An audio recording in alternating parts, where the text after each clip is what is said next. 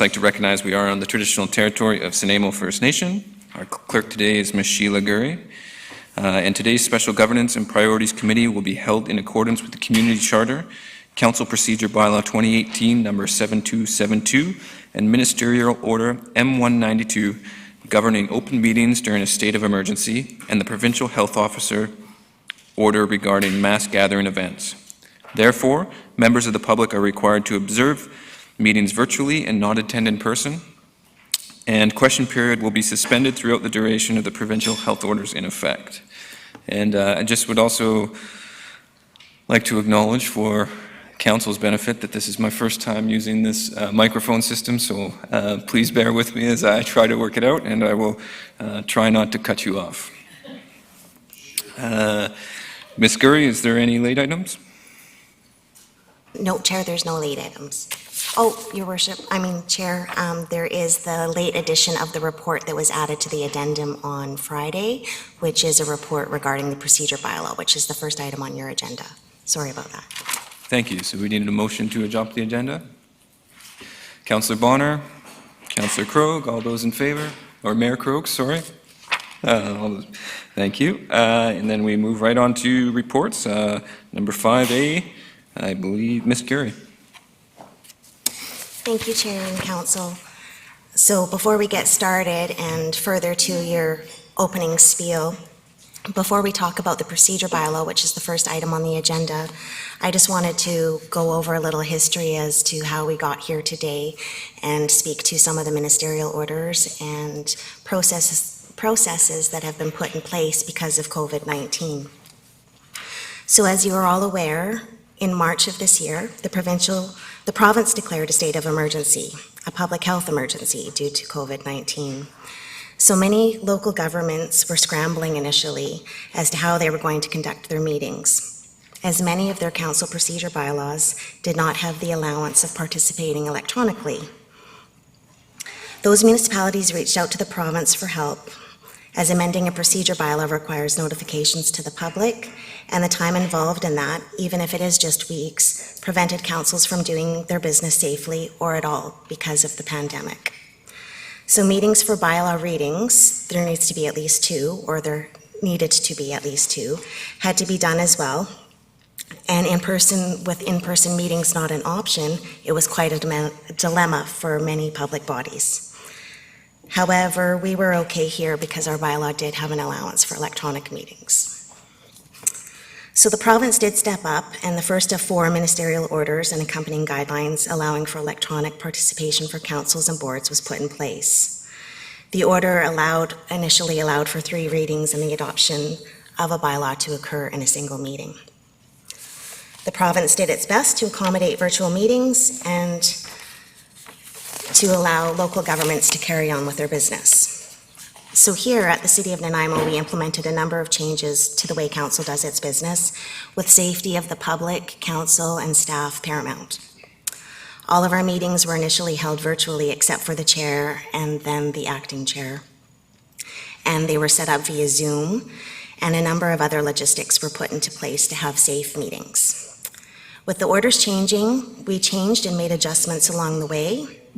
Orders were superseded by new orders allowing for public hearings, and staff have done a phenomenal job running a safe and, as Mr. Lindsay put it, thoughtful meetings. And they're sure to be the envy of other local governments, as he also said. It was a lot of work, and staff truly have gone above and beyond to make it look easy. Site plans and safety protocols have been put in place, and communications to staff and the public of expectations at meetings in an attempt to have meetings that run smoothly, regardless of the different ways in which they are operating due to COVID-19. News releases and staff reports regarding council meeting processes due to the pandemic outline most of the details that have gone on in the way meetings are run. So all of that time and effort from staff put into the details of virtual meetings and participation, and meetings adjusted to accommodate the state of local emergency, ministerial orders, and health orders in the way that council meetings are governed, provide opportunities to amend council's procedure bylaw. Initially, I believe it was Councillor Thorpe wanted to discuss question period. Council had a fulsome discussion about question period at the July 13th special council meeting, and at that meeting it was decided to have a look at the other sections of the procedure bylaw in the fall. We have done so once already since the initial rewrite of the procedure bylaw in 2018, which came into effect in November of 2018. Last fall, we made some changes to the procedure bylaw and reviewed it as well. So this will be the second time we have reviewed the procedure bylaw since its rewrite. So going through the slides today, I've highlighted sections of the procedure bylaw that are amendable. Not all of them, but the parts of the bylaw that aren't necessary because of legislation, the community charter, or procedurally necessary. So they are sections of the bylaw that staff are not necessarily recommending changes for or even improvements to. They are just available for discussion if council so chooses. So I'm going to go through the PowerPoint and I'm just going to get the clicker.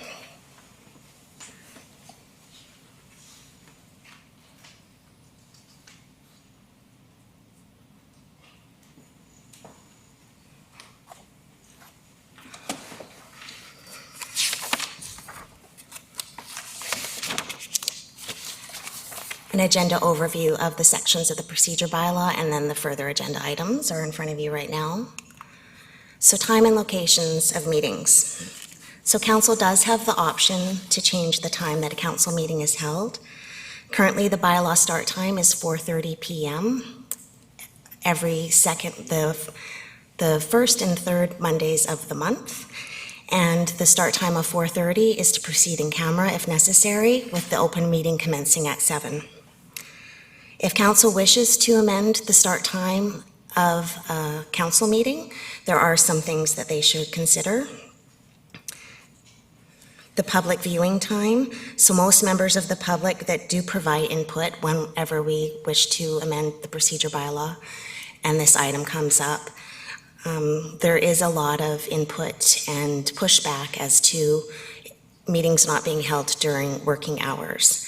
Working hours in this day and age vary, and they're not always during the daytime. Some people work shift work, and that's a lot more common these days, but that is the most pushback we get when we want to look at the start time of a meeting, as we did with the Committee of the Wholes when they were gone and we went to this Governance and Priorities Committee structure. The daytime was a little bit of a pushback. So that's something for council to keep in mind. Shaw programming, at this time, we have checked with them and they aren't willing to change their programming. And we still have our council meetings viewed on Shaw Cable Channel 4 every Monday at 7 p.m. and reruns on the weekend. So that is another way that the public can access our council meetings. Getting the viewership and or the ratings for your council meetings from Shaw TV isn't that easy, so we can look into that in more detail if council chooses. The other thing to consider is staff overtime. So at 7 p.m., unionized staff, the recording secretaries, and some other staff do get overtime for attending these meetings. However, when they're during the daytime and it's not overtime, it is taking away from daytime hours at work and time for them to do other work during the day. So for example, with COVID, a lot of our committee meetings have been moved to earlier in the day and not very much overtime because of resourcing issues and the technological requirements that we need other departments and other resources to help. Though it's taken away from staff's ability to do work during the day. So there's a lot of stuff that's not getting done. Well, not a lot of stuff, but some stuff isn't getting done, or there's less time to do stuff during the day because of the time that meeting takes up during the day. So those are some considerations if council wishes to look at that in the procedure bylaw. The next item that's up for your debate or discussion that you can change is the order of proceedings in business. There's no staff recommendation at this time to change the order of business. It's pretty, the flow of the meeting works quite well. One option, however, that if council was amenable to, would be that the power given to me as the corporate officer to change business when necessary. And one example would be for presentations. If it was just staff presentations, I could move the presentations to the end of the meeting. And so council could deal with their other business before listening to staff, and it wouldn't require the agenda to be amended or it to be a late item and or up for council discussion. That's one option. However, the order of business could be changed. Petitions and communications. So this language for what it's intended for petitions and communications from the public for council meetings and council correspondence, it's quite good language. However, I know there was some communication questions that have finally been sorted out between staff and council responding to the public that was laid out and communicated to council from staff. And that could be more formally put into, I don't recommend it put into the bylaw, however, it could be an accompanying policy and or procedures to the procedure bylaw, and that could be more clearly laid out as to how that's dealt with. Consent items, this is just strictly on here because it is something that you could change if you wished. Chair, I just have a question from Councillor Bonner. Oh, yep. Thank you, Chair. And regarding the point you just made last, is that in specific reference to correspondence getting on the agenda? Yes, through the chair to Councillor Bonner, yes, there have been, yes, communications from the public, getting it on the agenda. A clear process as to how that could happen could be included in the bylaw, or we could have a policy included as to how that would work more efficiently and, yeah, be more smooth. So we don't have one, I guess, yet, so we're still where we were. It was spelled out how it could work, but yes, it could be much more clear, yes. Okay, thank you.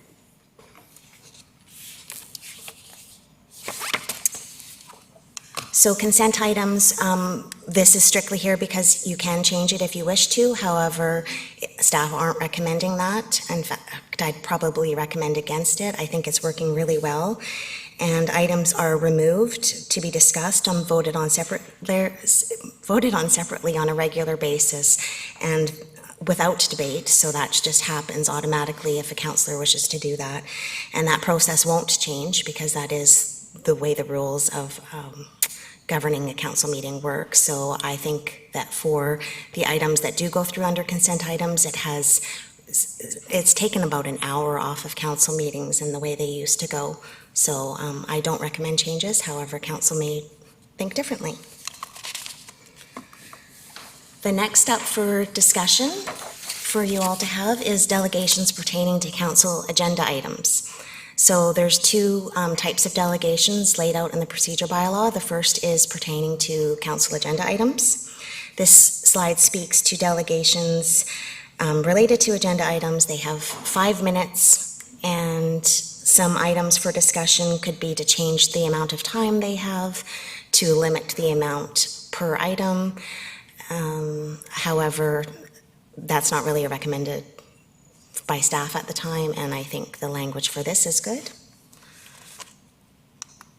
And then we go on to delegations unrelated to agenda items. So this right now has a 5-minute limit.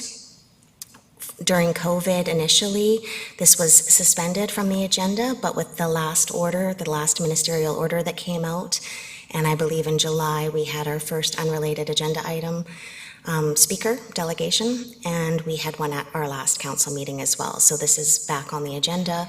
The rules give them 5 minutes, and it's a limit of 4 that are unrelated to agenda items per council meeting. So those different logistics and procedures could be changed by council if they wish. And then question period, what got us here to begin with. There was a lot of discussion about this at July the 13th, and some things that came up that I took note of that questions could be limited to 2 minutes per person, 2 minutes or 3 minutes per person or per question. Time for the entire question period and all questioners could be limited to 10 minutes or 15 minutes, or it could be eliminated altogether.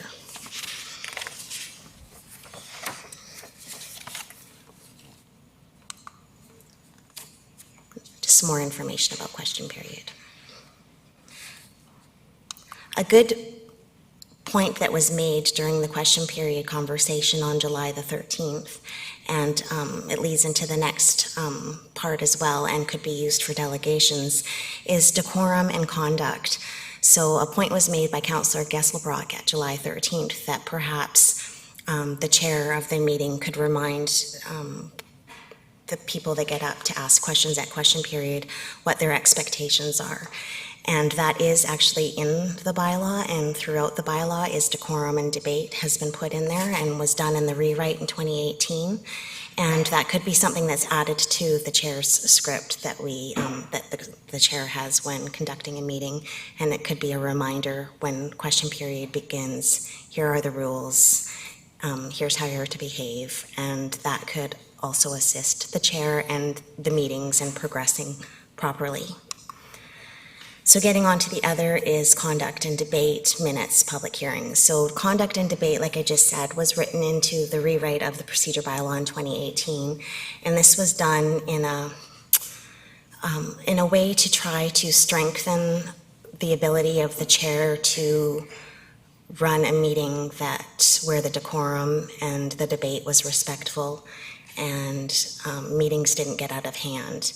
And this wasn't just a concern here in Nanaimo. A lot of municipalities were having this concern. And after we wrote it into our bylaw, the province actually formed a committee, did a template, and worked on a template, a procedure bylaw template for local governments to have conduct and debate written into their bylaws. So they reached out to us, and we had already done it. And it's just to add that strength to the chair and other members of council to try to keep meetings meetings conducted in a respectful manner. So I don't recommend that being changed or removed from our bylaw. I think that whether it's necessary or not, at the current moment, it's good to have in there. Minutes, I don't recommend any changes. Council could.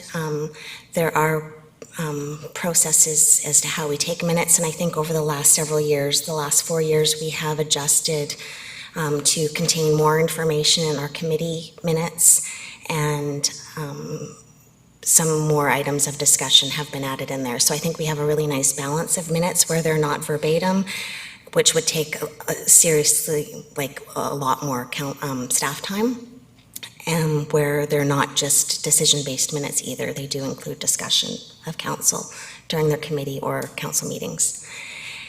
And I think Councillor Ms. Gurry, I have a question from Councillor. Thank you, Chair. Through you to Ms. Gurry. So with regard to minutes for in-camera meetings, previously when we first started, we would have our name across them, and I don't see that anymore. Is there a particular reason? Yes, through the chair to Councillor Turley. So some members of council felt that it wasn't necessary anymore, and it did take some extra staff time to have that done. So it has been stopped. It could start again if we ever run into some more issues, but we do have some other security measures in place to help with privacy breaches and concerns of leaking information, that sort of thing. That was a concern, and that is why it initiated in the first place. Thank you. And then the last item is public hearing and public hearing procedures, that section of the bylaw. The only reason it is here is because I do have a recommendation. If we are going to amend the bylaw, I would suggest we make the amendment official in the procedure bylaw to allow public hearings to be held on the third Thursday of the month. Currently, we have, council has authorized that move. Because of COVID, we are allowed to. However, once the ministerial orders no longer are applicable, we would have to go back to having them on the first Thursday of the month. The reason that they were changed to the third Thursday, it was outlined in that staff report to you, and it's because our local newspaper has gone from publishing it's gone to publishing once a month. And in order to get the appropriate notifications, etc., or once a week, pardon me, instead of twice a week. And for notification purposes and allowing the development permit process not to be slowed down, the third Thursday is the most reasonable and best time to have them. So that would be an amendment that I would bring forward to you. So before we move on, this would be the point in the process today where you would have some discussions about those things outlined or others that are in the procedure bylaw. The entire procedure bylaw was attached to your agenda, and you could let me know if there are any changes. You can go through and talk about all of those items, and if you have any changes or recommendations for amendments, then I would come back with a draft bylaw with those changes, and you could have further discussion at that point. But today is the day where if you have any suggested changes to the bylaw, you would give them to me in the form of a motion, and I would go and make amendments to the bylaw, bring the draft back to you for review again. Thank you, Ms. Gurry. Do you mind pulling up slide number 2? Which slide? This is the second slide. Thank you. So there's a few items covered. If it's, I'm wondering if we just want to go 1 to 7, so we can stay on topic that way. I imagine there's some commentary that people might have on specific stuff, and that way we're not all jumping around in conversation, if that's okay with council. Okay. So number 1 is the time and location of meetings. I had Councillor Thorpe. Thank you, Chair. Yes. So first of all, thank you to Ms. Gurry and staff for bringing this forward. I did want to, I was interested in having a look over our procedure bylaw, and I thank staff for the amendments they've made to it over recent months and years. I think personally it's a very good procedure bylaw, but there's always room to keep tweaking it. There's a couple of things on that list that I would like to speak to or ask about, and one thing that's not on that list. But one of my topics was time and location of meetings, and what I was looking for today was simply to get a sense of council's opinions on whether we would like to consider the idea of moving our regular council meetings to earlier in the day. Especially during this time of COVID, I'm struggling to justify the need for having a meeting at 7 p.m. When we could have it earlier in the day, save staff overtime. And I know several other jurisdictions have made similar changes. And I look to our last meeting, I can't remember the date, but I recall the day for the mayor and Mr. Rudolph and other staff started probably before 8:30 in the morning, had a very full day, and then capped it off with a 7 p.m. open meeting that went, I'm sure, at least until 10, maybe later, I can't recall. That's a very long day for some of our staff, and certainly for the mayor.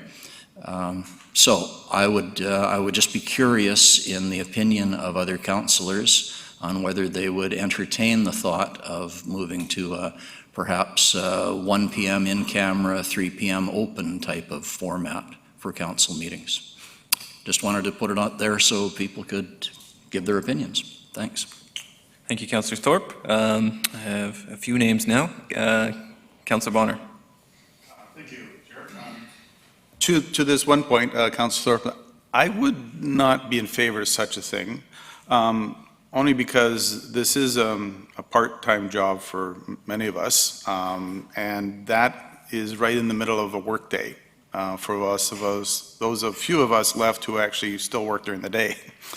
And not to say that nobody else is doing work. I understand the mayor's in office. I understand that Councillor Thorpe's at the RDN, so, and these are there as well.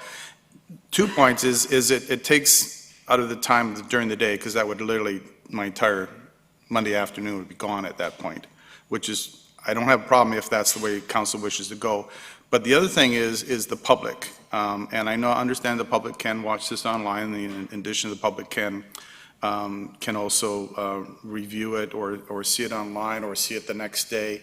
But when we're out of COVID and the public is allowed back in, many of them are going to want to be sitting in the audience during the meeting. And I think it's just bringing it into the day, yes, does save on overtime, but this is the only time where this council interacts with the public. And I think given allowing as many opportunities for the public to be there is more important than staff overtime. Sorry, thank you. Your Worship. On? Thank You're you. on. And thank you to Councillor Thorpe for raising this, because it's always difficult to raise any proposed change in procedure or how things have been done in any organization, and particularly City Council. For myself, you know, and you can't think of it around being personal. I mean, it don't make, as the Southerners say, don't make no never mind to me at all. I'm used to having evenings occupied. But Councillor Bonner's point is well taken around this being a part-time position for those who are not city staff or the mayor. I'm really quite indifferent. I will go with the will of council. I haven't heard much feedback during my time as mayor from either side of the question. In other words, shifting it into daytime, which we've done with the RDN, and it seems to be working okay. And that's a larger gathering, 19 of us. And on the other end, I mean, I haven't heard from anyone saying, gee, we really want to keep it in the evening. And so I think it's a very interesting question. Where do people fit? For me, I appreciate the long days for staff and the overtime cost involved. But of course, then you're also up against just the basic fact that this is the way it's always been done, and wherever it's always been done that way, whenever you propose any change, people tend to get upset for a whole series of reasons. So it would be interesting to, I think this is one of those things where perhaps the very discussion about this today, for the real council watchers, they will have their position. But on the other hand, I've never believed that council should operate on the basis of just the council watchers and ensuring that they set the rules because they're the public who appear to be interested. When we have people coming in the evening, that may be very convenient for them because that's the time of the day they're not otherwise employed.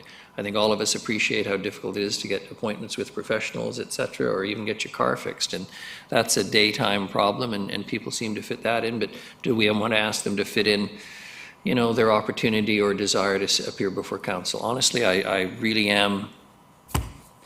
I'm happy to go with the flow on this one, and I'd be very interested to hear what other councillors have to say, particularly those of whom who've given up full-time positions and are doing this part-time, others who have full-time work and are continuing to serve on council. I don't think it should be strictly for the convenience of council, but I think we have to consider what councillors have to offer, and basically, if you will, the employment contract they entered into by running for office at the start of this term.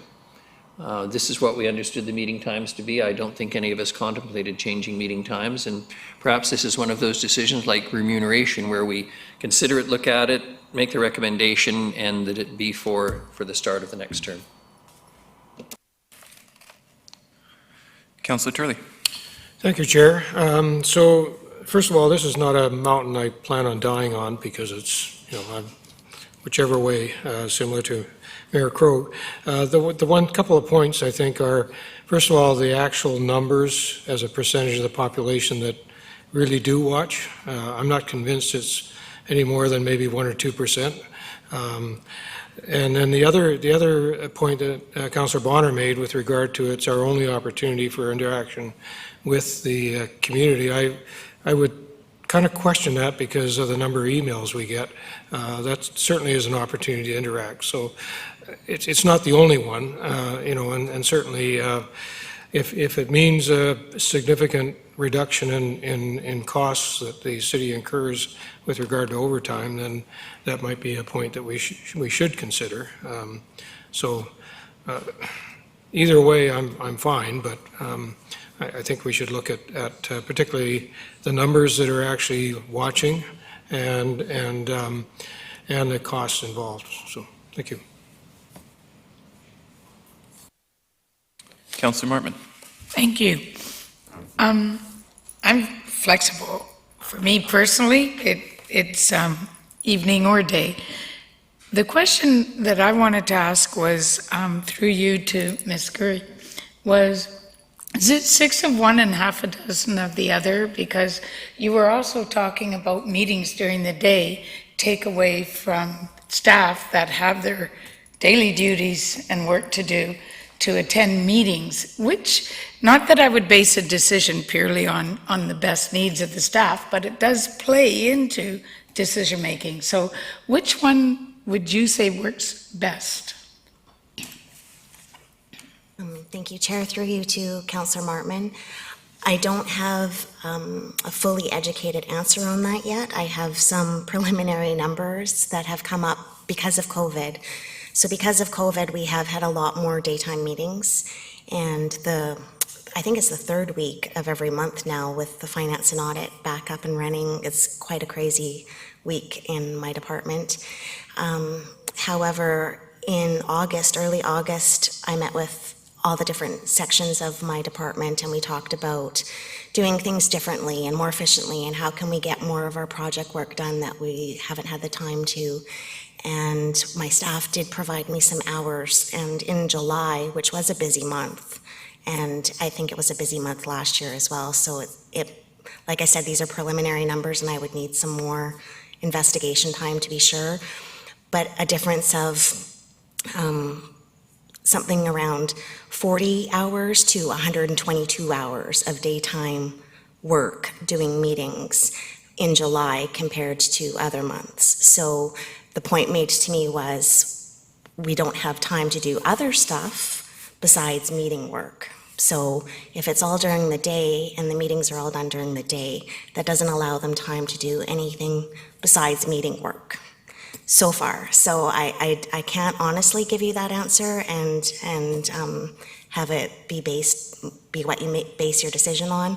But preliminary, there will be some toss up. It will be like, what's the best scenario, or what's best for staff and council and the business of the city, because we do have other work to do in our department besides council meetings. So how much of that is not going to get done because the meetings take up more time during the daytime? So, Thank you. or would overtime be needed to get other things done? Right. Thank you. Councillor Hemmons. Thank you, Chair. Councillor Martman asked one of my questions, but just to give my overall thinking on this, it sounds to me like staff requires some extra daytime work to get projects done, which we need them to do. So we either need to look at increasing HR in that department, or we keep going with the evening meetings, which seems to be amenable. In terms of public access, in my experience at this table, the most engagement we've seen is at public hearings, and those would, I understand, always be held in the evening so people can attend. I do take the point that after general work hours is a better time to engage with council, although I'm not convinced, based on the number of people I typically see seated in a gallery pre-COVID, that we'd be making a decision that works for the majority of the public, because if it's recorded and broadcast, people can always access. The philosophical, or that tension between is this a part-time job, and having evening meetings allows you to hold a regular job, I think that's a really important argument. In my experience as a councillor, and this is just, completely green in this, this is a part-time job if you would like to read agendas and, perhaps ask staff questions and attend meetings. But if you're looking to liaise with community members, be deeply involved in another big file with the city, continue to engage with your own interest groups, et cetera, and support advocacy efforts, this is absolutely a full-time job. So I guess all of that is to say, like Councillor Martman, I'm a bit indifferent. I think I'm curious to hear what other people think. I'm happy with evening. It does mean that I don't have a night with my kids, but I signed up for that when I signed up for the job. So I'm happy to go with the majority of this based on the points I've made. Thank you.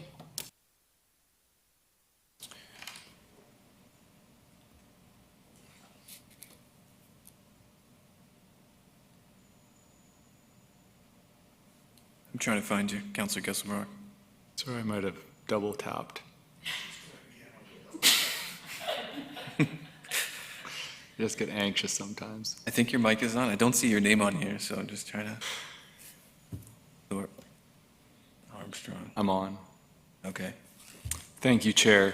I'm happy with the way things are. I appreciate the the points that Councillor Thorpe raised, but I think that we do meet during the day for our GPCs and special council meetings, and I think the routine that's set up, I think staff is quite used to that, and everybody sort of has their time allotments, and I don't see, I think that it would cause unnecessary need to adjust if we did switch it. And I do sometimes have to work during the day and manage things, and also having the day Monday to get prep sometimes, do that extra little legwork for the council meeting, I think is greatly appreciated as well. Thanks. Thank you. I have no other speakers, but I'll add my thoughts on this. I agree with Councillor Hemmons. There's a conversation there, the philosophical conversation between part-time and full-time job, and there is things that are on a Monday agenda that I do call someone in the morning or call someone in the afternoon and try to get a hold of them in their life, and I do value that extra time.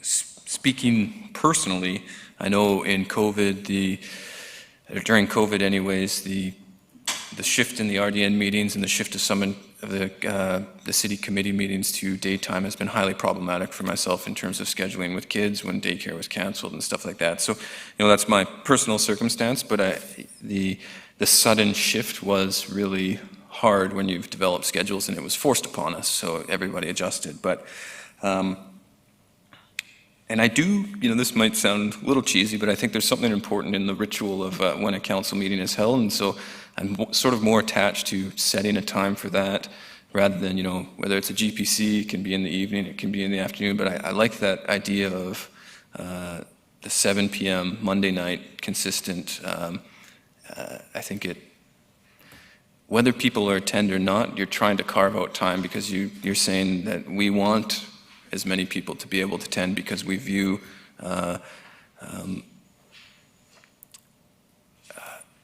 the civic body and civic governance as important, and it should be accessible regardless of whether people attend. And I think that's getting harder and harder in today's society where life and work is all over the place and shift work and all those sort of things. But I think probably the reality is still a lot of people have that 9-to-5 job, and holding that 7 p.m. Monday night on a typical Monday night is not as busy as some of the other nights for sports and things like that.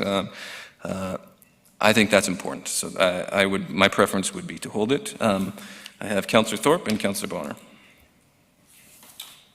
Thank you, Chair. I think I cut you off. I apologize. Okay. There you go. Thank you. So I appreciate the comments of council, and that's all I was looking for. This is not something that I'm feeling particularly strongly about, but I just thought we should have the discussion.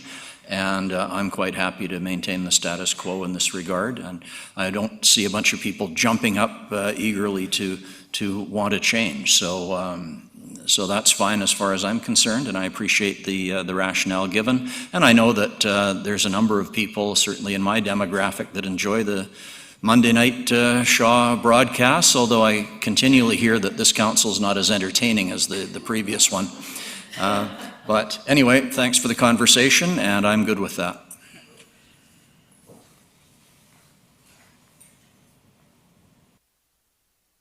Councillor Bonner.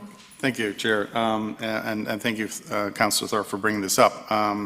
When we do have another conversation about this in the future, some of the other things to consider is who are we trying to get on council? Are we trying to attract more probably single parents, women onto council, daycare issues then come up as an issue, all these type of things. So I appreciate the conversation we had, and I know the mayor likes to quote old dead white guys. I'm more partial to Disney cartoons, so to quote Beauty and the Beast, if it ain't Baroque, don't fix it.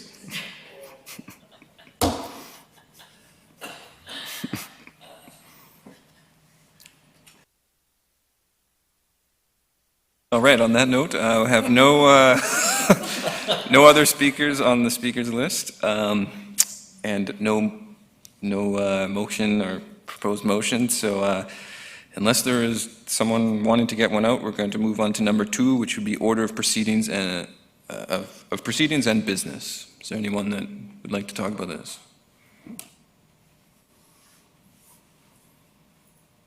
Councillor Bonner. Thank you, Chair. The only question I had on this, I'm fine with the order except for one little tiny thing, and that is we have delegations after consent items. And we do our consent items prior to the conversation in meetings like this and in Finance and Audit Committee, where we generally, or haven't in the past anyway, necessarily had a lot of questions available.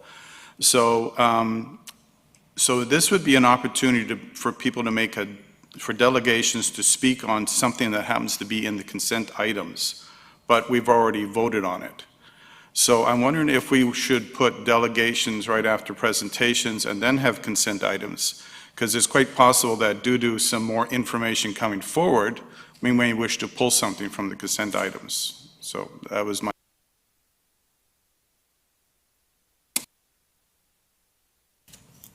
Thank you, Chair. So in relation to Councillor Bonner's point there, is if somebody signs up to speak to an item that is on the consent items, it's removed and looked at separately. So whenever a delegation signs up to any item on the agenda, that's an item on the agenda, the delegation speaks before council votes on the matter. So if it is under consent items and a delegation wants to speak to it, it's removed from that list. You hear from the delegation and then you vote on the matter.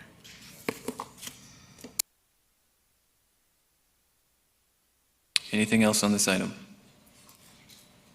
Okay, item number 3, petitions and communications. I think Ms. Geary highlighted some potential opportunities if council is looking to formalize some of the process that's been identified or Ms. Geary identified. I assume we would need a recommendation for whether it's bylaw amendments, which was not the suggested approach, but else the policy, accompanying policy for the bylaw. Anybody? So everybody's happy with the way it is? I have Ms. Geary first, and then Councillor Bonner.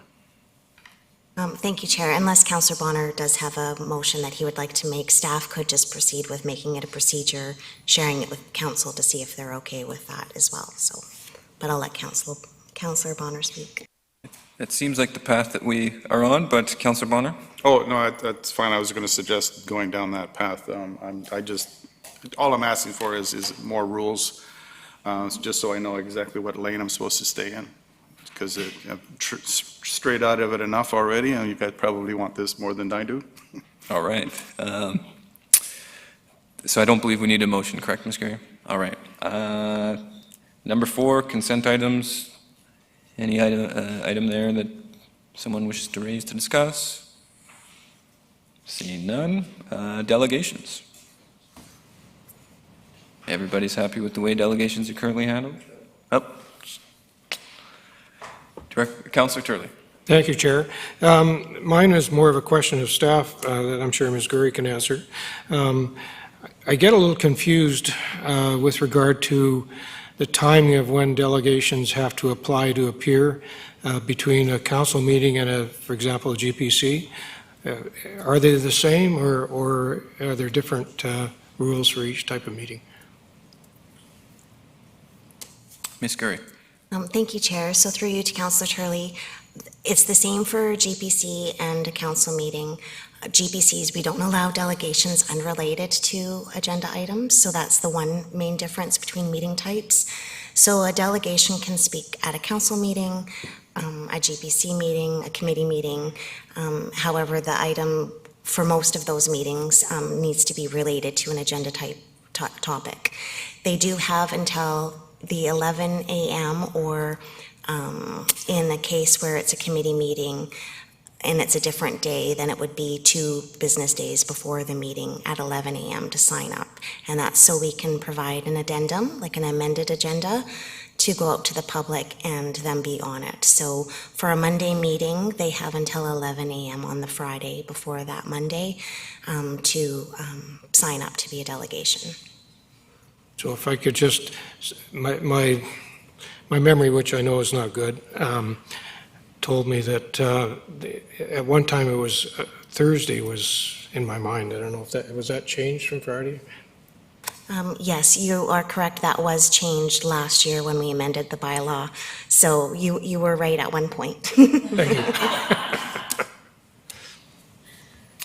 you. Good question. Councillor Hemmons. Thank you, Chair. I'm going to take this opportunity to ask a somewhat unrelated question, but we have a 5-minute time limit for delegations to regular council meetings. At our recent public hearing, there was some confusion as to whether it's 3 or 5. Is it accurate that we have 3 at public hearings and 5 as delegations to official council?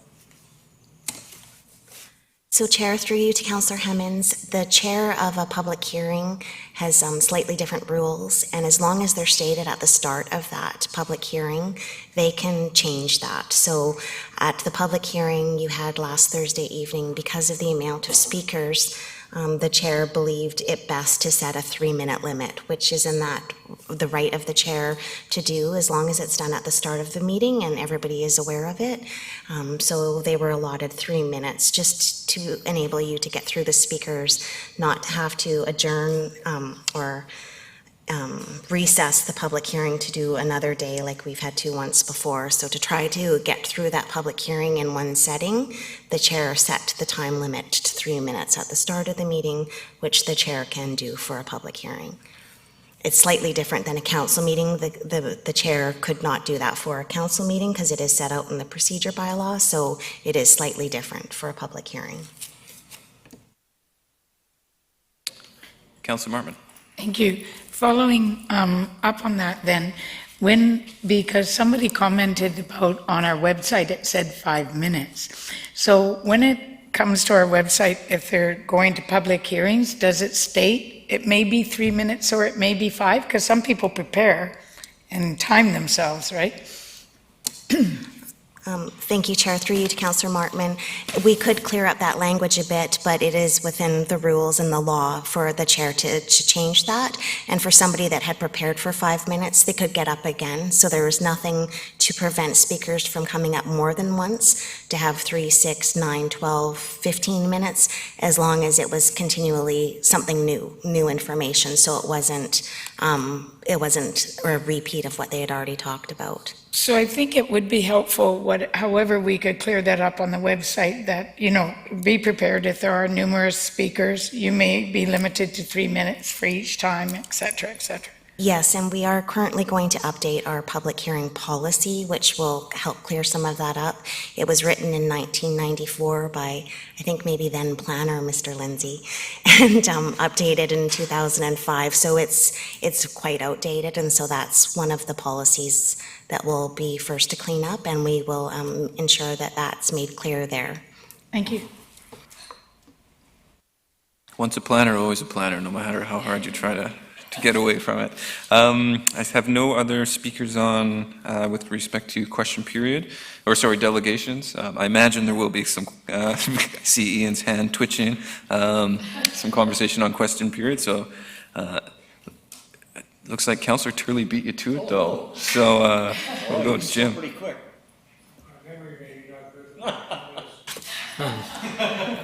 So I have actually 2 questions. One, with regard to question period, is it possible for people to phone a question in, or is that something that is not a possibility? Chair, through you to Councillor Turley, at this time we don't have a process for questions to be on the phone at this time, and because of COVID-19 and the technology requirements that we use for public hearings to be incorporated into council meetings, the time and energy, we have not yet reinstituted question period at meetings. So there could be that option, should council choose to. It would require us to do some work and figuring out, but right now we don't have that option, and we don't have question period at council meetings at this time. And if I could just, one more, this is a comment, not a question. I find 5 minutes for a question period almost inviting debate, and so in my opinion, the maximum should, surely to goodness, somebody can ask a question in 2 minutes. I would even favor 1 minute, but 2 would be a compromise. I just don't agree with 5 minutes at all, so thank you. Thank you, Councillor Turley. All right, here is your moment. Councillor Thorpe. Oh, thank you, Chair. No, to be honest, I think I've already had my moment on this because Council has given their thoughts on question period previously, so I'm not going to take a lot of time on this. I think people know my position. I think considering the original intent of question period and modern technology, it is no longer necessary or particularly relevant, and I'd be happy to see it removed. But other councillors made it quite clear that they weren't comfortable with that. So as far as I'm concerned, we've had the conversation, and unless there's something new that somebody else wants to contribute, again, it's something I will learn to live with. Thank you, Councillor Thorpe. Councillor Martman. Thank you. I'm just looking for a little bit of clarification with the way I interpret the questions will be addressed through the mayor and council members will respond with a 5-minute time limit. I'm thinking that means a 5-minute time limit, not for you to speak, but for you to ask your questions and mayors to respond, and it all has to happen within a 5 minutes. So it doesn't mean you get 5 minutes to speak. Am I correct? Ms. Gurry. Thank you, Chair. Through you to Councillor Martman, that is correct. So it's a 5-minute complete up at the podium, ask your question, have your response. All of that is within 5 minutes. And the point of that was because sometimes the mayor or council, whoever's responding, takes a long time as well. So it was to limit the whole experience to 5 minutes per question. Some of the things that you did bring up at your lengthy discussion on July 13th about this was to limit it, and I think there was a consensus to at least shorten that time. So 2 minutes, 3 minutes, and so if that is still council's wish, I would like a recommendation in that regard, at least, to shorten that time. Councillor And Martman. it could be exclusive of the response from mayor and council. It could just be clearly made to the person at the podium, you have 2 minutes to ask your question, or as I think one councillor pointed out on the 13th, they just wanted 2 or 3 minutes total for that person. So not a question, but that person. So those are kind of the things to think about right now and give me a motion. So, yes, because I don't believe it would take more than 2 minutes, probably not more than 1 minute to ask a question, and that's the purpose of this, is to ask a question. So I think just to make it clear, and I don't think we should be limited, I know we are, but I don't like us being limited here. I would rather it just say that the questions will be addressed to mayor and council with a 2-minute time limit. So I'll make that motion. Is there a seconder? Councillor Turley. Anyone wishing to speak to that?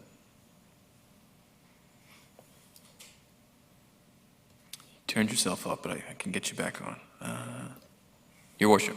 Thank you, Chair. I'm not used to making a request from this end of the table. And I'll comment very briefly on Councillor Thorpe and the whole concept of question period. Firstly, I think this may be settled by COVID. We will see at the end of this, when we return to what may look like normal, whether or not, in fact, people do start to use it. My general view is that it's often used as a vehicle more for comment than for question. On the other hand, I think it's a wonderful thing in some respects that, you know, people can address a very specific question to council in an open way, and that's a very healthy thing for democracy.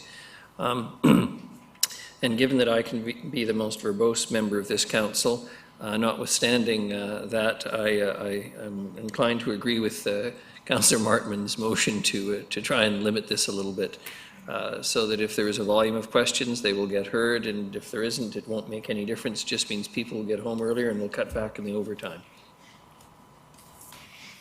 Short and sweet. Councillor Gusselbrock. Thank you, Chair. Have we already voted on the 2-minute, or it's on the table It's right on now? the floor. It's on the floor. I'll save my next Okay. comment until after the vote. Any further discussion on the motion to limit question period to 2 minutes? That is to get your question out, and council obviously would have some leeway to answer that question. Ms. Gurry. Thank you, Chair. Could I just have added clarification that it's per question and not per person. So it's 2 minutes total for a question or for a person. Per person. Per person. I think we're going to need clarity on that because I'm seeing some different of opinions. They can get 3 questions in 2 minutes, so could be per person. Is it per person? Okay, so the motion would be, it was directed or seconded by Councillor Turley, so I'd be looking, if it's a friendly amendment, the motion is to limit question period to 2 minutes per person. There's agreement there, so that is the motion that is on the floor. Again, that's to limit question period to 2 minutes per person.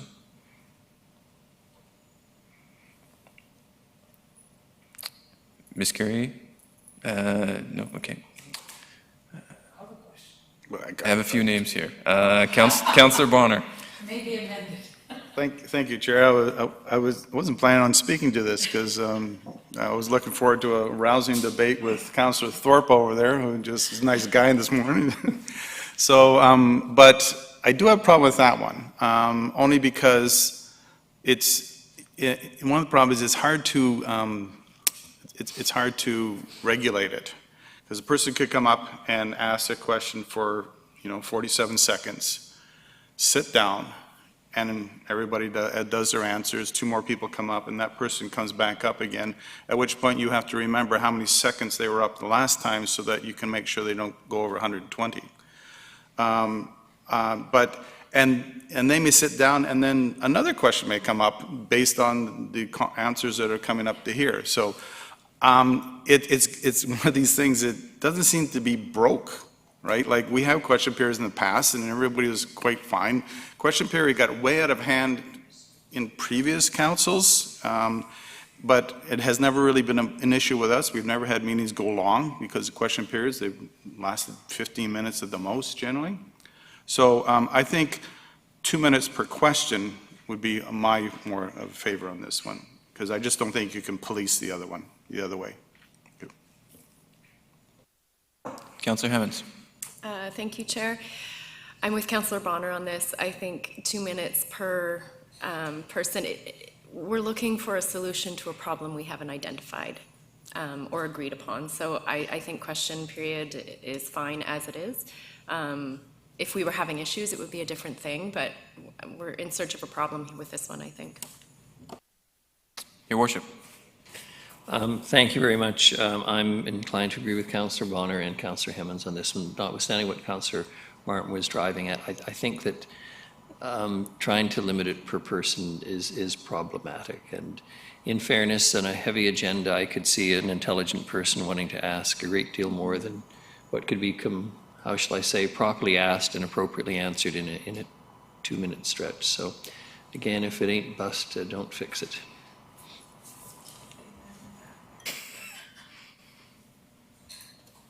Councillor Turley. Thank you, Chair. Another question to staff. Somewhere I thought I read that the number of questions that can be asked at the end of a council meeting is 4. Is that correct? Ms. Carey. Thank you, Chair. Through you to Councillor Turley. So no, not yet. That could be something that you could limit. If you wanted to give them 2 minutes per question, you could perhaps then go to the limit of how many questions they could ask. So that could be if council wished to amend or withdraw the current motion on the floor to go back to a 2 minute per question. You could then add a subsequent motion that limited how many questions they could ask. Thank you.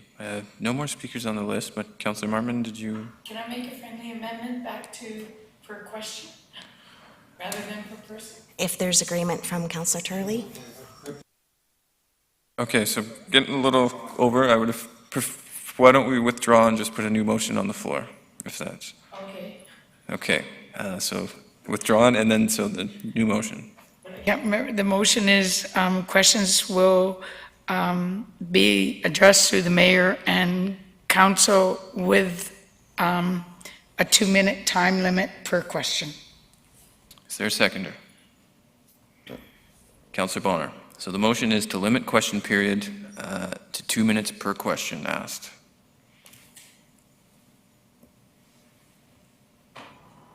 Your worship. Thank you very much. And just to confirm, through you, Chair, to Ms. Gurry, the wording is now questions will be addressed to the Mayor and Council. Members will respond with a 5-minute time limit. Are we just changing it from 5 to 2 is total so that or Councillor Martman's wishes to allow a longer period of time?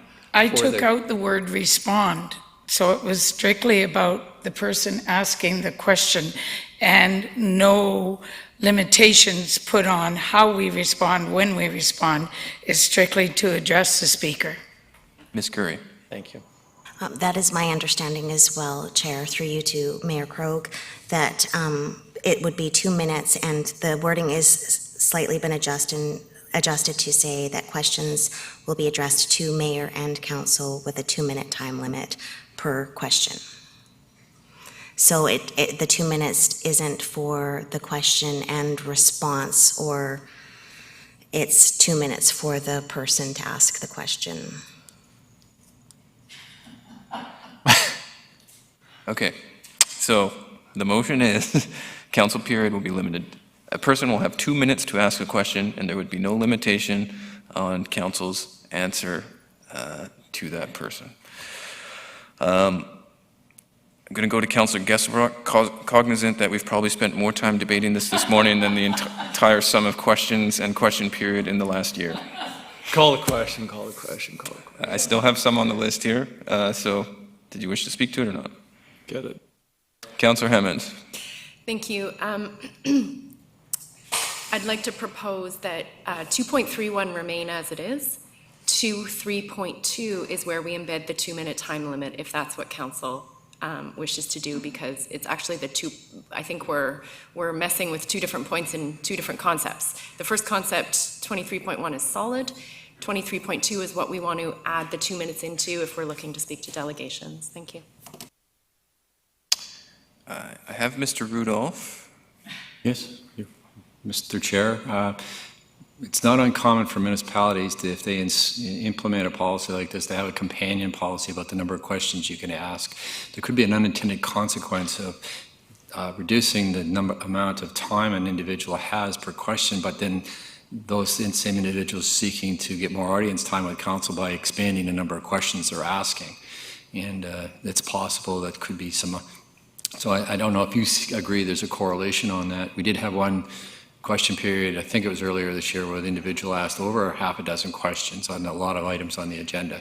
So they were so it's just a matter of whether you want to restrict the number of questions or not, or if you see any problem with somebody asking that many questions, because it could add up to what is the goal, I guess, of what you're trying to accomplish? Allow for questions, but in an unlimited fashion, or is that a secondary issue? It doesn't sound like there's a lot of appetite to do this, but I just thought I'd mention it because you could either do this in iterative phases. You could go with the change that you're contemplating and monitor it and then make a further adjustment. You can always do that anyway. Or do you have a companion with the number of questions that are asked? And some of the other cities are doing, like, say, 2 or 3 would be sort of the ones I've seen, but or keep it unrestricted, and some cities are completely like that, and question period's 2 hours, and they put it at the very beginning.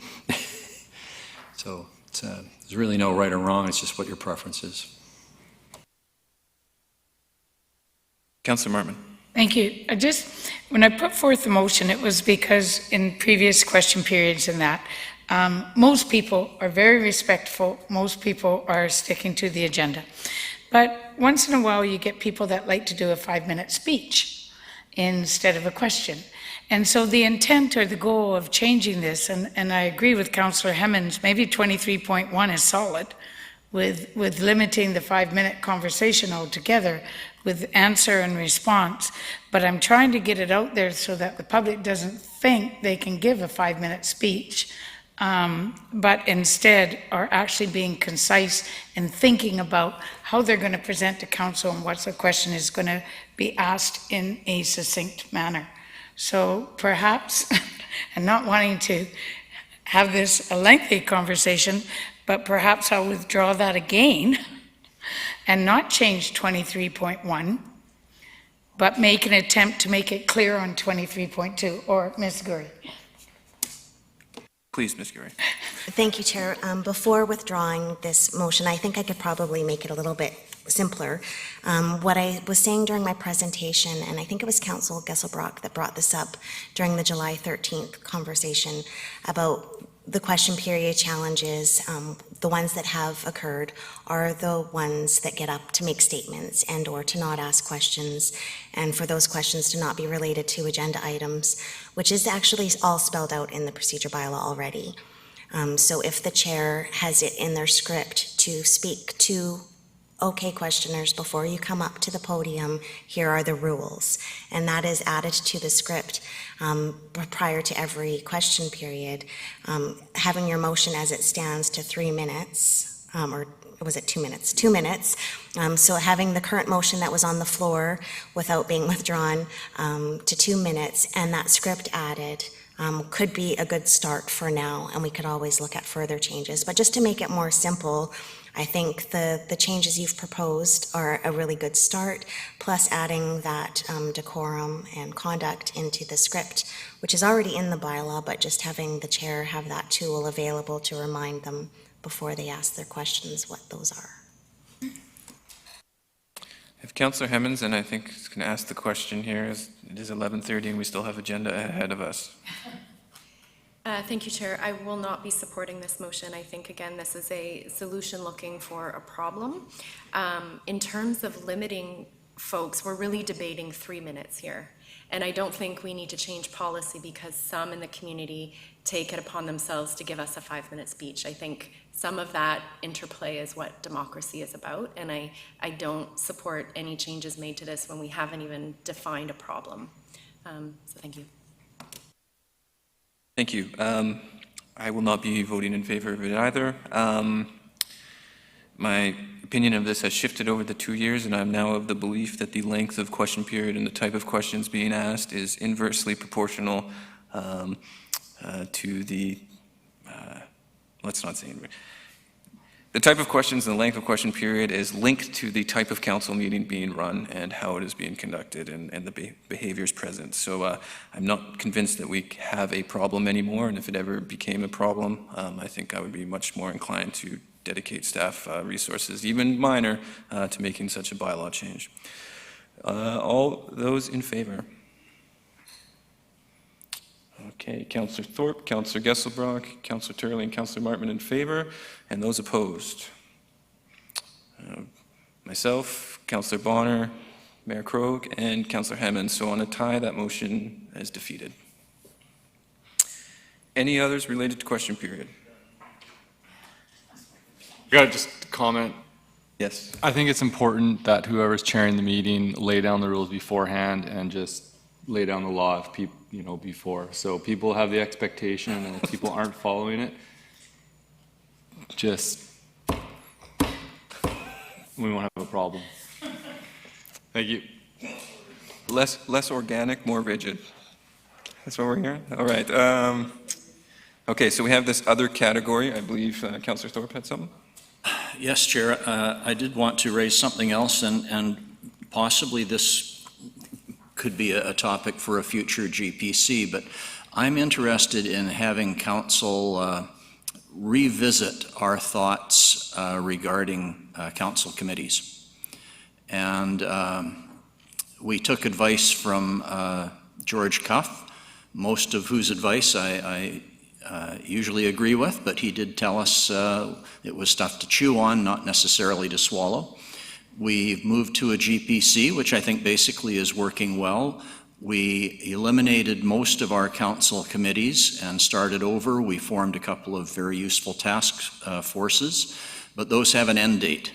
And I've just been having thoughts recently about whether or not we wish to revisit the committee structure of something similar that council used to have, where there was more community engagement through community members on ACEs, which I know we now have an environment committee, which is very similar.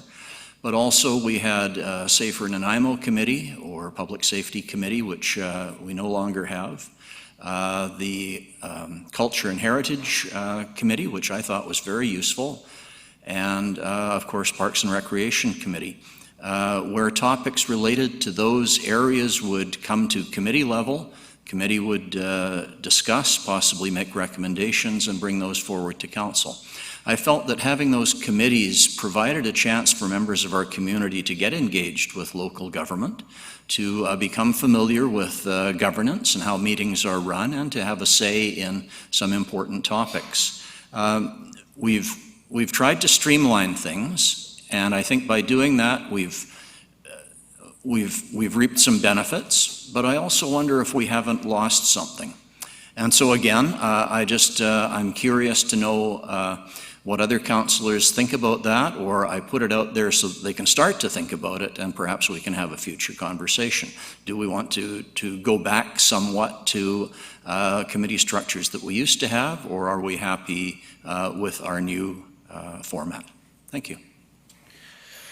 Thanks, Councillor Thorpe. I think those are good comments, and it's worth revisiting because we did do quite a governance overhaul, and efficiency isn't always effectiveness as well. So I think you hinted on it there. It might be worth a more robust conversation than maybe the time that we have left, and worth bringing up at for the agenda planning under GPC, but I would be up to sort of council's prerogative here. Do people think it's worthy about going for a full, or having a GPC session on that to unpack that further? Because I imagine there's going to be strong opinions on this topic. I have a big speakers list here, so I'm going to just go next in line here. Councillor Bonner. Thank you, Chair, and I would like to say I'm quite in favor of Councillor Thorpe's suggestion. I'd like to have it revisited as well, and I think his points are valid. I think and even in addition to that, I think committees gave an opportunity for the public to participate in the ongoing work that we do, and also as a breeding ground for future councillors and the like. I think we're missing out by not having those committees again. And I see an awful lot of work being done by staff that used to be done by committees. And I don't, there's probably an efficiency in terms of time and money, in terms of having someone to be at the committee meeting and that sort of thing.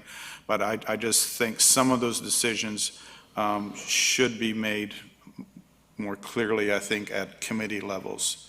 I think it'd be a little bit more transparent. Not that staff isn't doing a great job, and I trust them. It's just the transparency is there. I do have one other little thing also. It's regarding minutes of meetings, because we're in other as well. And that is that I'm wondering if we couldn't be posting our meetings online, because section 51.4 says that minutes of the open meetings will be available for public inspection at City Hall. And nobody's even allowed to come down to City Hall anymore. So I wonder if we shouldn't be looking at putting those online as well. Sorry. Ms. Gurry. Thank you, Chair. Through you to Councillor Bonner. We do. That's just old-fashioned language. So they are posted online and have been since we've had an online. So we could clean up that language in a change. A lot of it is through the community charter, where it says that we must do that. And because the community charter is old in some ways, that language has to be in our procedure bylaw, but they are online, and it's been almost 2 years where the draft minutes are online as well. So as soon as staff are completed the draft minutes, they're put up draft before they're actually adopted at a council meeting. So we've even expedited that process as well. So they are online.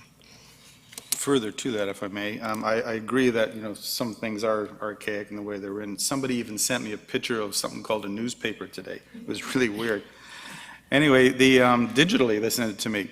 But the other question I have is should this meeting be, should the minutes, could we get them online sooner? I know that they don't necessarily go online until the next meeting, which sometimes is a month away. So Chair, through you to Councillor Bonner, that process changed in January of 2019, where we did start putting draft minutes up as soon as staff are done them. So the meeting today, Callista behind me will be working on her minutes as soon as this meeting is over. She's working on them even now. And as soon as they're done and been reviewed by myself, so sometimes that's what's slowing it down, but it's usually a couple of days after the meeting. We shoot for the Wednesday afternoon after a Monday meeting, and the draft minutes are put online. So they don't wait for the next council meeting, but they're just noted as draft until they have been actually adopted by council. Okay, thank you. All right. Councillor Gesselbrock. Thank you, Chair. Just to Councillor Thorpe's point on committees, I think that it is useful to always sort of reflect on if our governance structures are meeting our needs, and to continually have that discussion. My experience on committees and their effectiveness are wide-ranging, and I think it really depends how the committee's structured and sort of what are the tasks and the people that are on it, and what input we're looking for. And I think that continually refining that, so choosing the right tool for the job, whether it be a task force committee. We haven't really experimented too much with roundtables to get community input on topical issues, to sort of get input in a sense of engagement. And that's all I got right now. Thanks. All right, thanks. It is in our strategic plan as well. I think there's an avenue to have this conversation as part of a GPC. So I don't want to flex the chair muscle, but I'm going to strongly encourage Councillor Thorpe to bring that up at a GPC planning session, and the rest of you to limit your comments on this particular topic, because I think there's a lot of interest in it. Mayor Croak. Thank you, Chair. GPC, absolutely, and I'd be very interested to hear the comments in particular of Councillors Thorpe and Armstrong, who actually worked under the old system, and senior staff who worked under the old system as well. I think that would be an extremely useful conversation. Okay, no further speakers under this other comment, but Councillor Gesselbrock. Thank you. Just one question on our current committee structure and councillors. I just saw when I was reading through the bylaw that other members of council are welcome to participate in committees in the discussion, and just can't vote. Clarity on that. Sometimes I feel reluctant to join in committees. I've sat in a few of the health and housing and kind of sat back in the bleachers and haven't really asked questions or anything like that. And there's been a few times in that committee and the economic task force that I think that I would have really liked to ask a question. I think they would have been quite timely. And I'm just curious about that and what councillors are feeling about. I know with the Environment Committee, I think I'd more than welcome folks to participate in that. But I don't know if we've had this discussion, and I don't always feel, I say welcome, I guess, to join in other committees. Thank you. Ms. Gurry. Thank you, Chair. So if this discussion comes up as a future GPC topic, which I'm sure it will, that could definitely be part of it. And you are correct, you can participate as a member of council. You just don't get a vote on that matter, except for the mayor. There's provisions in the community charter that the mayor has a voting power should he so choose. But also as part of that discussion, should it come up in a future GPC, we should talk about the operating guidelines that accompany committees, task forces, roundtables. So that would be an opportunity for staff to bring forward some proposed changes to that kind of incorporate some things that have been happening and that don't quite fit in that operating guidelines manual. Yep. To follow up on that, so currently in our bylaw, though, councillors are welcome to participate in other committees that they're not members of. That is correct. You may attend and you may participate. You just would not have a vote unless it is his worship attending.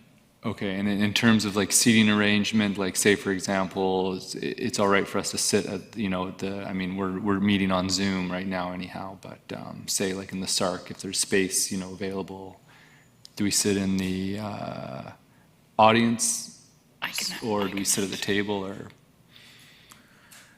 Leave it to Ms. Gurry, but I think this one is probably not outlined in additional policy, and I would say the probably easiest way in lack of formal policy is to simply talk to the chair of the committee and make sure that it's an understanding that everybody is happy with. That way we can maintain functioning relationships and no hard feelings. But that would just be my suggestion. Great suggestion. Councillor Martman. Very quickly, so there was a time when the chair of the committees wasn't even a city councillor. City council attended, but a member of the committee chaired. So for 8 years, I chaired the Social Planning and Advisory Committee, and often other councillors would come and visit, and they could speak. They didn't vote, but they did actually not sit at the table. There was chairs around the room, and they would come, and they usually gave me a heads up that we're attending and we may want to participate. But yeah, it was often done at SPAC. Great. Any other items under the other category? Okay, we have two more. I'm going to turn to Mr. Rudolph here because we have sort of 10 minutes in the allocated time, I believe, but there's Ms. Gurry. Thank you, Chair. So yes, the meeting actually was scheduled, the GPC meeting, until 1. However, there was need to have a special council meeting, so we did schedule that for noon in case this ended early, and then we wouldn't have to wait for the actual start time that was put in the notice. So this meeting can run late, and the special council meeting could run late. However, you do have other appointments in your calendar this afternoon, I believe for 3 o'clock. So the next item is more just for information, and we could probably get through it rather quickly. And as the last item too, the council voting dashboard, there is a motion that I have asked for in the report, but again, it's mostly for information. I don't see it there being a lot of discussion, so. Okay, we'll quickly go through those. For those that may not be checking your phones or anything, just so you know, the 42nd general election of British Columbia has been called for October 24th, I believe. And with that news, we'll pass it over to Ms. Gurry to provide a communications update. Thank you, Chair. So I am going to actually turn it over to Ms. Faroki to discuss communications, and she's going to give you an overview of the department, its role in the organization, as well as an overview of its current functions. She's also going to then lead you through some of the new or new again initiatives, so initiatives that have been dormant and the communications team is looking at reinstituting. So over to Turn it over Ms. to Ms. Faroki. Faroki, and just, we are on limited time, so Don't worry. Thank you. I have my watch on. I've got a 10-minute marker on, trying to keep it less than that. So thank you, Chair, Mayor, and Council for this opportunity. And I'm just going to add to what Ms. Gurry has said here. Even though that I'm standing here, there's a small but mighty team that is an incredible force to reckon with. They work cross-functionally with all the departments to help get a number of key projects and initiatives, and then throughout this presentation you'll see some of the branding, some of the logos, and I'll have some quick little highlights of them for you. But I do want to acknowledge Tracy Lowen, Chelsea Barr, who's here, Derek Johnson, who some of you have seen, and 10% of the time we'll have Adriana West to help us with the council summaries and the council meeting summaries, etc. As strategic communicators, as I mentioned, we collaborate cross-functionally with various departments, and in the audience you'll notice Donna Stenos is here. You'll understand why as I go through this presentation. We oversee the content of the city's website, digital and social channels. We help various departments with their content development for traditional and online marketing and so much more. So just being very cognizant of the time, very timely that you mentioned that the 42nd general election has been called. So because there's two types of communications that people are used to when they hear government. One is political communications, which we're going to start seeing over the next 30 days, and municipal communications, which is what we in corporate communications do. As I mentioned, we focus on sharing information about city-related initiatives, etc. A day in a life of our little small department. On any given day, we have blue arrows where everything's going fine, red arrows where things are, there's emerging issues or something's happened that needs to be accelerated, that we're being brought in to move certain items through the production line faster, whether it's online or traditional marketing. And in the midst of all this, we are also preparing for potential activation of the ECC. We've got storm session coming up, and we don't know what's happening with the pandemic, but it's constantly on our mind, because like every single organization around the world that's gone through digital transformation, we've had to take a look at how does engagement look like now that we can't have more than 50 people gather in one spot. So that was a big factor in helping our colleagues with Reimagine Nanaimo and utilizing Get Involved Nanaimo, et cetera. So just providing this background information so that you understand that we're not just photos and videos. We do so much more than that. The budget process, there's some content that Tracy Lowen's working with the finance department on. Chelsea's working with the fire services, so in the next couple of weeks, you'll start seeing some messaging around how smoke alarm saves lives. And of course, many of you have been kind enough to respond to our, are you available for a media inquiry? And do you need any support, etc. How we do it, sometimes honestly, we jump in. Other times we have the opportunity to go through our communications plans that we've developed, including our communications and public engagement request form that we have with some of our that we share with some of the departments to get an initial touch point of what is it that they need. And I'm actually quite proud to say that Mr. Sims saw a value in this and has incorporated this piece in their overall project management master book.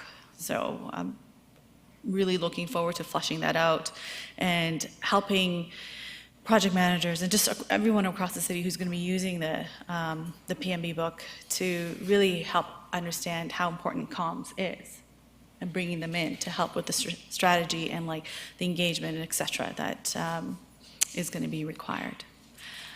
As I mentioned earlier, there's some things that we've done that I wanted to highlight. I won't get into the COVID just because of timing.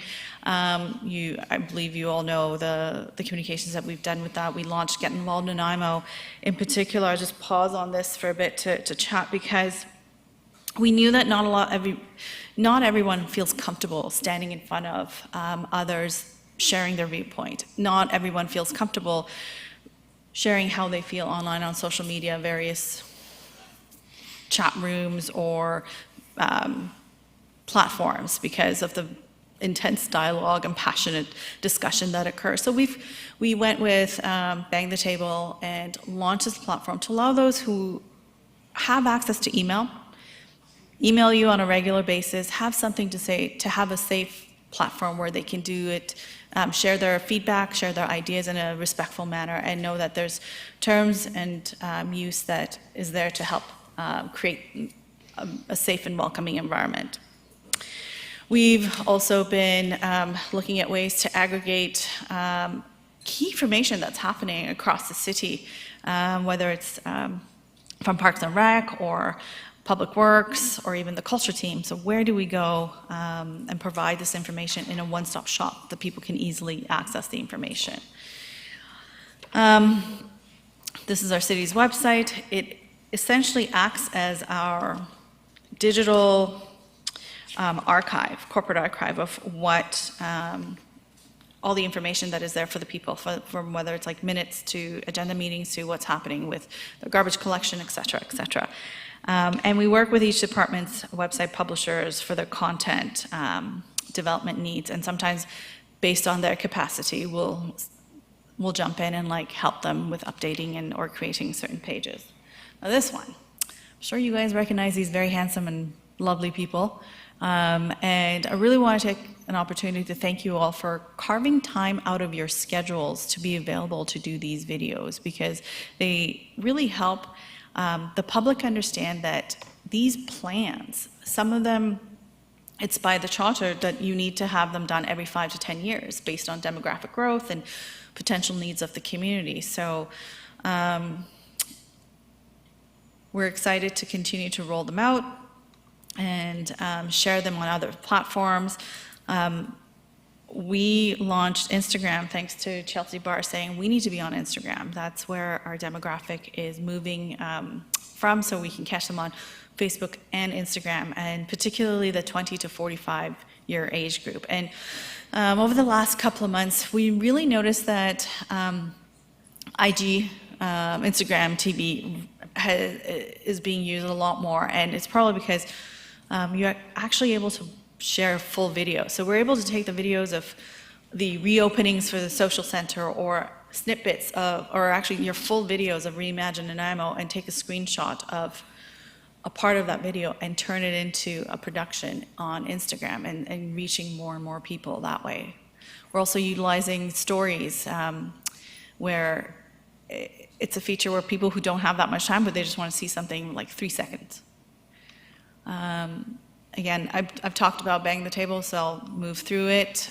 This is internal communications base, which I'll quickly pass over to Ms. Gurry to explain. Thank you, Ms. Froke. Thank you, Chair and Council. So just very quickly on this, this is a new initiative that's old, that's new again. And previously, and still to this day, Council has a SharePoint site, which is an internal site on our intranet, our internal internet, that staff and Council have access to. And Council's particular page is in the midst of being revamped. And one of the items on that page was an activity update. And the previous Council, it's been quite a few years since it's actually been active or in use, but this activity update was an opportunity for different departments to provide what's going on in their department, not the nitty-gritty operations, but overall, what does Council need to know about what's going on in each department at the city? And it would be posted there weekly, and you would get a weekly update as to what's going on in each of the departments in a one-stop shop where you could access and see what's going on. And that way, if a member of the public emailed you and or staff, you would be aware of it because you would get this weekly update. So it's a way to improve our internal communications through our management staff up to the senior management level, and from senior management up to Council, and just to allow a one place for that communication of what's going on and what may cause issues, good or bad, in the public that you'll be hearing about, and you'll have that heads up and that information, as will we, and it will be updated weekly, and we'll get back into that. And I think the problem and why it didn't work before is that it kind of became a free-for-all, and it was every little piece of information that was going on in the city. It was overkill. So I think if the senior management team takes it kind of on themselves, where our staff are sending that information to us, we're disseminating it to see what Council actually needs to know and making sure it's posted there, then everybody from up and down and up know the information that they need to know. As well, this site will be available for resources and other items that you can go to find, your policies, the bylaws, and other information that you will need to know about. And over to you again.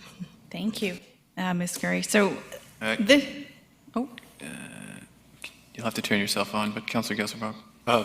Thanks, sorry. Thank you, Chair. Just when, this, we can't access the site right now yet. It's not accessible. It'll be up at some point in the future. Chair, through you to Councillor Gesselbrock, you probably can. I don't want you to until it's ready. You can probably access it right now and see some old information, and we had started to populate it with some council orientation material. So this has been one of those, on the side of our desk projects that we've been working on for you since you were elected, and it's just been a low priority. So we are actually making it a higher priority and getting it revamped in the new style that SharePoint allows for this new look feel. So we're working on getting that done, and then we'll launch it to you. And does it require a password, or is it do we just type it? If you have access to our intranet and are able to get into our intranet right now, then you can get in. I haven't And accessed that yet. so I will send out communication when it's ready on how to access it, and I can right now if you want to see how to get in there right now, but Great. It's really not looking good yet. Thank you. it's a work in progress. Okay, if I can get your attention on this, this is part of the new initiatives we're trying to gauge your appetite on. You all know that we have council summaries that go out either a day or two after a meeting or a task force meeting. What I'd like to do is to gauge council's appetite, being cognizant of the time, that resurrecting the Nanaimo Mayor and Council Facebook page. It's been, I believe, it's been there for like a few years, used on and off. There's about 900 followers. As you can see, we've done some minor updates. And what the hope for this page would be is to provide an opportunity for the various members of the public who really are into what is happening with council. As Councillor Bonner said, they may want to figure out what it would take to be a councillor, to learn about some of the decisions that you're making, what you're doing out and about. So it's a great platform to potentially put share the contents or the information about the summaries. If you're out and about, especially as an acting mayor or speaking on behalf of the council at something, sharing your experience or photos with Donna Stennis, who's here. She's going to be a key player in with administrating this as well as us. And so allowing the opportunity to get to know you guys a little bit outside of the council meetings. And of course, we're going to be sharing the Reimagine Nanaimo videos of each of you in there, and like allowing the public to, who are interested in council communications, council-related messaging, to have a different source outside of the City of Nanaimo Facebook page. And what I'd like to also gauge, or what I'd like to let you know, is that we're thinking of coming up with a council highlights newsletter. We've done a draft there where it really focuses on the council decisions that have taken place at council meetings, key initiatives that are coming up, engagement opportunities, and that would go out once a month. So if you have things happening in your committees or in your task forces, this is where the newsletter would go out. And thanks to IT, we've been able to finally find a FOIPA-friendly newsletter platform that allows us to provide subscription-based newsletters that people can choose to whichever one they want. So we've got council highlights that we'd like to launch in October.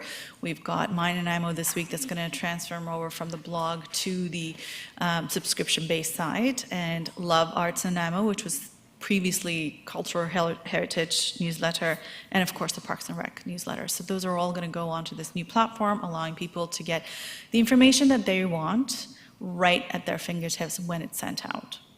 So again, I know that you guys are short on time. I'm going to pass this over to Ms. Gurry, unless, I don't know how you guys want to handle. Do you have questions for me? I'm sure you do. And just a point of clarity there, were you soliciting because it says in here for information, but were you soliciting feedback on a particular initiative? I just wasn't clear. Thank you, Chair. Yes, this is this council Facebook page reinitiating this. This is again something that came about, I think, back in Mayor Rattan's part in Nanaimo. And then the last council with Mayor McKay, it went dormant, it was not used. There's a lot of member of councils then and now that don't participate in Facebook. And because this is a mayor and council Facebook page, it would require members of council and the mayor to be the ones participating. Staff can't respond on behalf of mayor and or council. It goes back to Ms. Faroki's slide on corporate communications and political communications and the difference between both and the roles. So this really is a role of council to be participating and be active in, and I know not all of you are. So yes, some feedback as to whether you want to reactivate this, the Facebook page anyways, and the newsletter. I think that we would just start that anyways and see what you like. But again, it's just to highlight kind of what council's work has been. So what have you been up to in the last month? And it could speak to the chairs of the different committees, to speak to what the Committee on Accessibility and Inclusiveness is working on. What is the Health and Housing Task Force working on? What's the Environment Committee working on? It could just be little pieces for you to provide your input and get that out to the public on a monthly basis. communications team would reach out to you. What have you been working on? What would you like to highlight in the newsletter? And it's kind of an aggregated spot for council information once a month, not unlike our e-news weekly, which is weekly. That we would go ahead with and to see what the uptake is, if we do have enough to talk about, and if council is feeling participatory in that without a motion. But the Facebook is quite sensitive. Ms. Dennis from the mayor's office has agreed to really help council in this Facebook initiative, and there's respectful guidelines that also they work well with the already existing Facebook guidelines on etiquette and how to behave. However, as you all are aware, even those of you that aren't on social media, I know you are aware that it can get quite heated and dicey on social media, which is again why it's a council initiative, not a staff one per se. Ms. Dennis is quite confident in her abilities to help moderate and handle this, but I would like council's at least blessing and or don't do this motion. I have Councillor Hemmons. Thank you, Chair. I'm happy with the highlights and newsletters, et cetera, but I'm just flagging that somewhat what it could appear to be a mandatory participation by councillors of a new Facebook page is a much bigger conversation than I feel like we have time for right now. So that's just my thoughts on this presentation. Thank you. Councillor Turley. I think, Councillor. No. Did you say? Go ahead. Yes, thank you, Councillor Turley, Chair.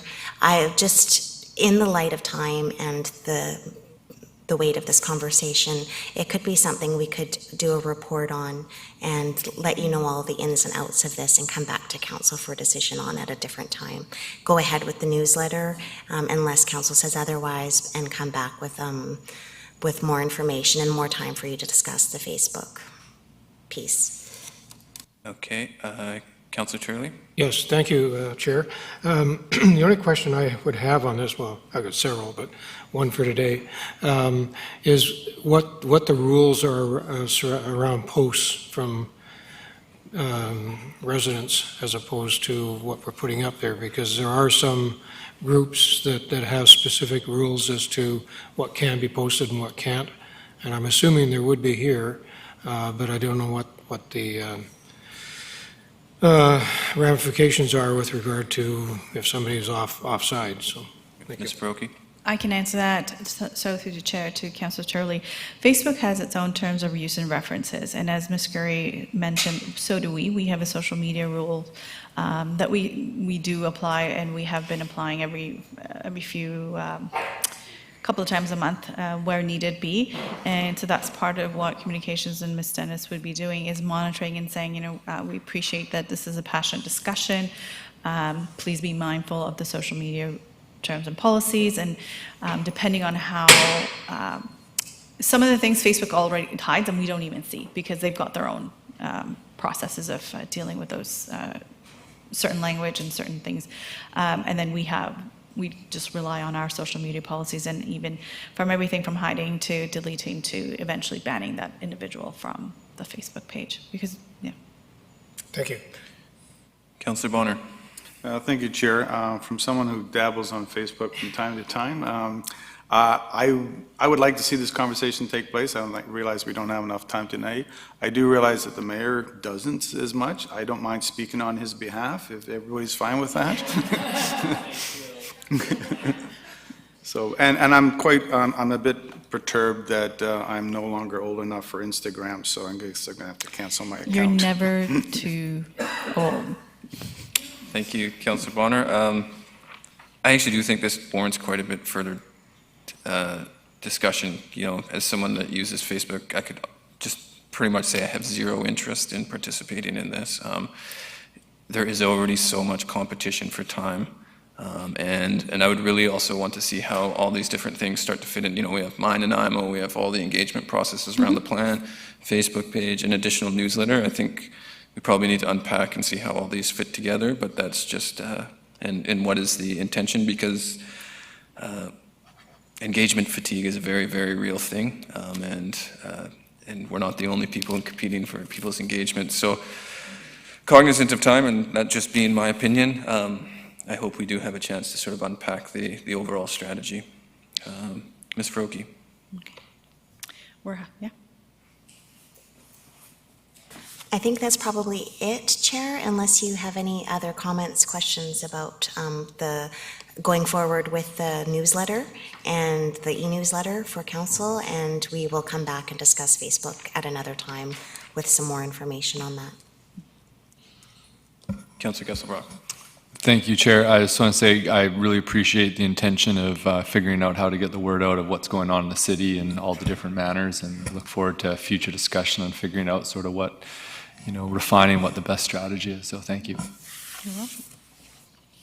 Anybody else? Your Worship Crowe, you look like you're pondering something deeply there, but... Pardon? It's worship this. Oh. I'm prepared to do what this council wishes me to do, and with about as much enthusiasm for going on Facebook, I must candidly say, as the old saying about never wrestle with a pig, you tend to get dirty and the pig likes it. Thank you, Your Worship, and Chair. His Worship won't be making our first Facebook post.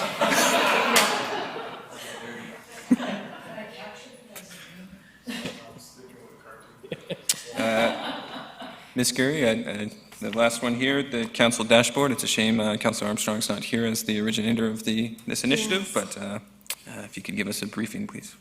Thank you, Chair. So I think this is pretty easy, and hopefully, even though Councillor Armstrong isn't here, Council will have staff proceed and make the recommended motion. So back in June 15th, Council directed staff to prepare a report for Council outlining alternative tracking methods available for capturing each councillor's vote on motions other than the official meeting minutes that allows for easy access of Council voting records by members of the public. The City of Victoria, the City of Vancouver, both of those tracking voting dashboards that they had available were mentioned, as well as a simple Excel spreadsheet. After that meeting, our IT department went forward and reached out to the City of Victoria, and they were able to actually duplicate what the City of Victoria does, the only cost being the staff time that took to work on it, and some screen images that aren't very easy to see are available on this PowerPoint slide that shows the different ways and methods that Council's voting record would be available to the public and to Council should we go forward with this option. So IT department has worked it available to be used. Our eScribe program that we use for council meetings was having some problems with the link, but they are working on them. So we have been able to input some data from the last couple of council meetings, and we will have the reports to those motions, the links available. We'll have the links available to the video of the council meeting where the votes took place. We would have searching capabilities for the public and or councilors to search by council members, meeting dates, meeting types, a whole variety of searching and abilities to search and come up with your voting record. So if council wishes, we can proceed with this and get it rolling as soon as eScribe gets it together, and we'll have it available for you. Councillor Martman. Move the recommendation. Seconded by Councillor Hammonds. Anyone looking to speak to it? I had both of you on the queue, but... Oh, my apologies. 1 second here.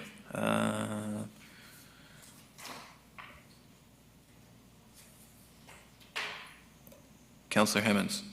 Nope. Nope. I'm okay. Councillor Gesselbrock?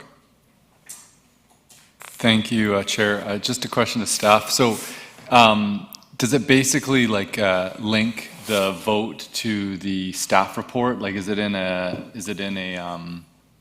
sort of a table type thing that it's interactive so people can click and it can pull up the staff report of the particular vote and what the topic was on? Thank you, Chair. Through you to Council Gesselbrock, that's my understanding, so that when you look on the vote for that matter, you can link right to the staff report. You could link right to the video where the discussion on that item happened. And that is why the City of Victoria's dashboard and now our dashboard, should you decide to go forward, was the nicest one that we looked at because it had all of those capabilities, because there was a lot of people out there saying, well, what does that vote even mean if I can't see the report or why the decision was made, or can't see the discussion that resulted in a member of council making that decision? So those links were what was appealing for staff and I believe for council to this program.